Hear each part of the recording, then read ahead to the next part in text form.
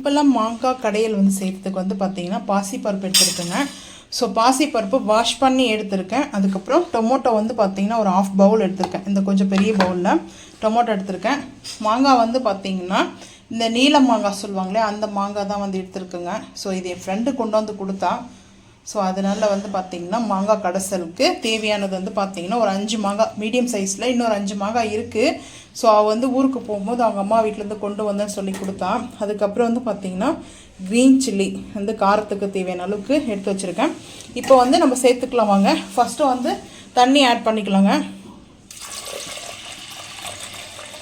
அதிகமாக தண்ணி சேர்த்துட்டோம்னா அது விசில் நம்மளுக்கு தண்ணி வந்து லீக்கேஜ் ஆக ஆரம்பிக்கும். ஸோ வந்து தேவையான அளவுக்கு தண்ணி வந்து வாட்டர் சேர்த்தாச்சு. இப்போ வந்து டொமேட்டோ வந்து சேர்த்துக்கலாங்க. நான் ஒரு ஹேண்டலில் வீடியோ எடுத்துகிட்டு இருக்கேன். ஸோ நானே வீடியோ எடுத்துகிட்டு நானே வந்தீங்கன்னா மாங்காய் வந்து சேர்த்துக்கலாங்க. இது நீல மாங்காய், புளிப்பு இருக்கும். ஸோ அதனால் தக்காளி வந்து புளிப்பு இல்லாத இருந்தால் சேர்த்துக்குங்க. புளிப்பு இல்லாத தக்காளி தான் ஆட் பண்ணியிருக்கேன். அதுக்கப்புறம் க்ரீன்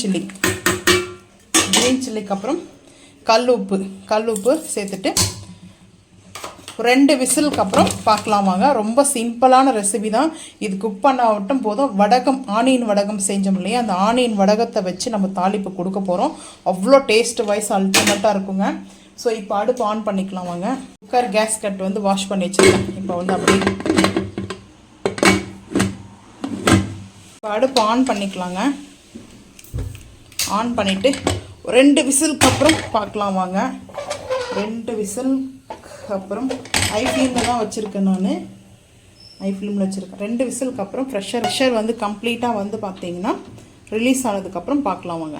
இட்லி தாங்க பிரேக்ஃபாஸ்ட்டுக்கு வந்து பார்த்தீங்கன்னா 10 o'clock ஆகிடுச்சு பிரேக்ஃபாஸ்ட்டு. ஸோ இப்போது அப்படியே வந்துட்டு இந்த மாங்காய் கடைசல் இட்லிக்கும் நல்லாயிருக்கும். ட்ரை பண்ணி பாருங்கள். கேப்ப களிக்கு இன்னும் அருமையாக இருக்கும். டேஸ்ட்டு சொல்லவே முடியாதுங்க. அவ்வளோ சூப்பராக இருக்கும். கொஞ்சம் புளிப்பாக இருக்கும். ஏன்னா இது வந்து நீல மாங்காய். ஸோ அந்த ஒட்டு மாங்காய் சொல்லுவாங்கள்ல, பெங்களூர் மாங்காய்.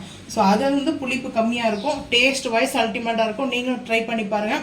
ஸோ இந்த வடகத்தோடைய பிடிச்சிருந்தா மறக்காமல் வந்து லைக் பண்ணுங்கள், ஷேர் பண்ணுங்கள், சப்ஸ்கிரைப் பண்ணுங்கள், பெல் ஐக்கான் வந்து கிளிக் பண்ணுங்கள். மறக்காமல் சேனல் வந்து ஃபாலோ பண்ணுங்கள். அப்போ தான் நம்ம போகிற வீடியோ நோட்டிஃபிகேஷன். தேங்க்யூ.